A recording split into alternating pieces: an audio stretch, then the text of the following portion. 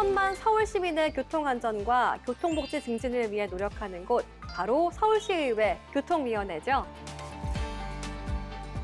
서울이 좀 더 안전하고 편리한 사람 중심의 교통도시로 거듭날 수 있도록 하기 위해 그동안 다양한 의정활동을 펼쳐왔는데요. 이번 임시회에서는 또 어떤 안건들이 오고 갔을까요?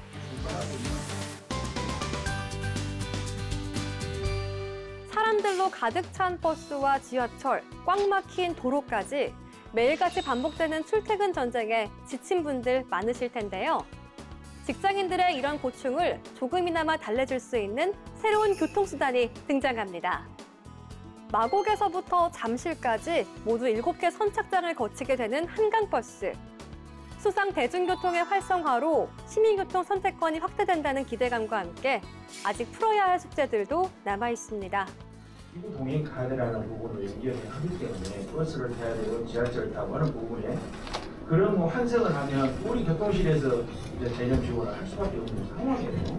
그런 부분 더 면밀히 검토하셔가지고 이 부분들이 그 재정 악화로 오지 않도록 해줬으면 좋겠습니다. 서울특별시 의회에 서울특별시 대중교통 기본조례 일부 개정 조례안을 통해 대중교통으로서의 지위를 법적으로 명확히 하는 데 한 걸음 더 나아간 한강버스. 기대와 걱정이 교차하는 만큼 더욱 꼼꼼하게 준비해 많은 시민들이 쾌적하고 편리하게 이용할 수 있는 교통수단이 되길 기대해봅니다. 장애인과 고령자 등 교통약자로 분류되는 사람들이 서울시에만 약 247만 명으로 추정되고 있습니다. 이들을 위한 다양한 교통 시스템이 마련돼 있지만 실제 이용률은 기대치에 미치지 못하고 있는데요. 정책의 실효성을 높이기 위한 개선이 필요하다는 목소리가 나오고 있습니다.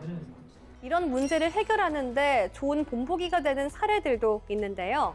서울교통공사가 운영하는 모바일 앱 또타 지하철은 도착역 알림, 실시간 열차 운행 정보, 승강시설 고장 알림 서비스 등을 제공해 좋은 반응을 얻고 있습니다. 또타 앱만 가입하면 안내가 되고 장애인도 훨씬 용이하게 이용할 수 있는 이런 혁신이 이루어졌더라고요. 저는 이런 부분이 조금 더 알려져야 된다고 생각합니다. 최근 시범 운영이 시작된 동행 온다 콜택시 서비스도 좋은 반응을 기대합니다.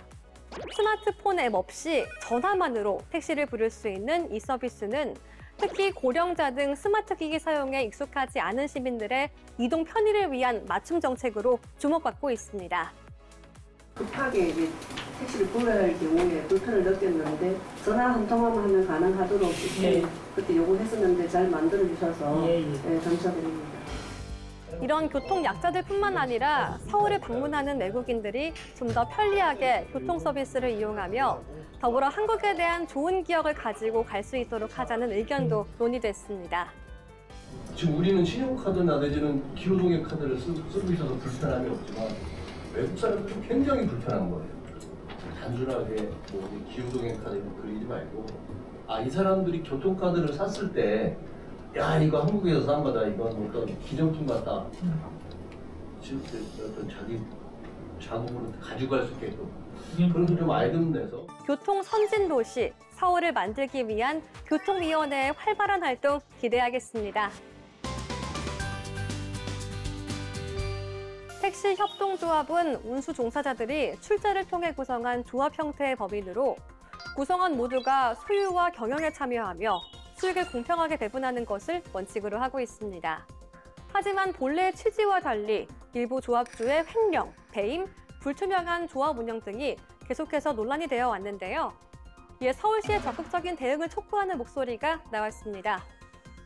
일부 협동조합이 실질적으로 출자금 형태로 기사들의 금전을 이용해서 사업주의 이익만을 추구하는 구조로 운영되고 있다고 지적도 되고 있습니다.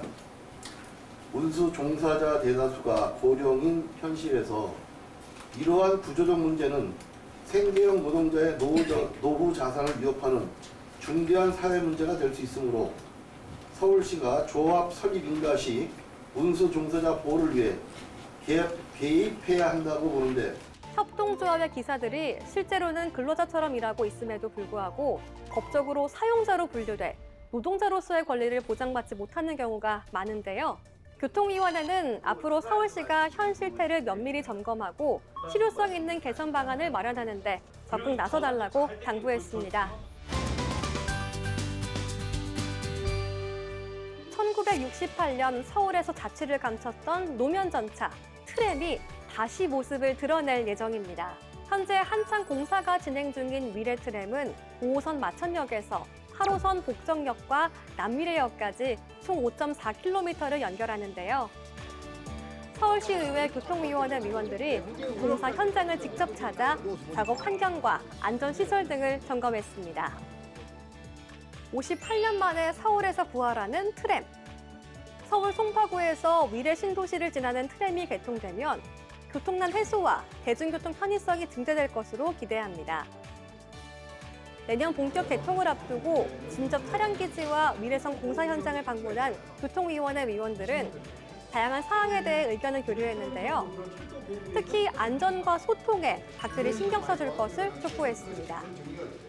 꼼꼼하게 다시 한번 점검을 해서 화재 시에 문제가 없게끔 전원 체계를 각각 분리해서 할 수 있게끔 이렇게 좀 준비를 해놨으면 좋을 것 같아요. 그리고 이제 트램 속도가 이제 최고 속도 60km 정도라고 얘기를 들었거든요. 시민들과 같이 한 광장을 사용한다고 그전에도 나오지 않나요? 향후에는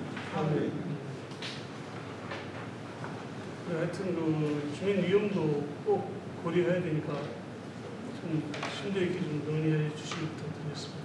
정말 앞으로 이제 얼마 안 남은 마무리가 중요하니까 지금까지 해오듯이 마무리 잘 해가지고 개통하는 데 차지하고 안전사고를 유의하시고 주민들에게 좀 보다 더 편리하고 안전한 대중교통이 되겠습니다.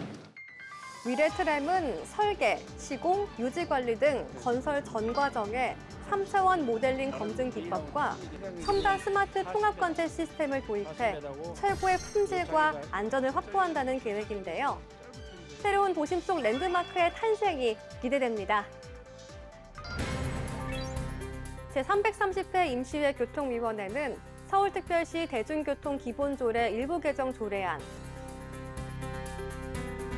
위례 과천선의 가칭 두대미역, 송래역, 북위례역 신설 및 거여역 5호선 연장 요청에 관한 청원 등 9건의 안건을 본회의에서 가결했습니다. 서울시 교통복지를 위한 교통위원회의 활발한 활동을 앞으로도 응원하겠습니다.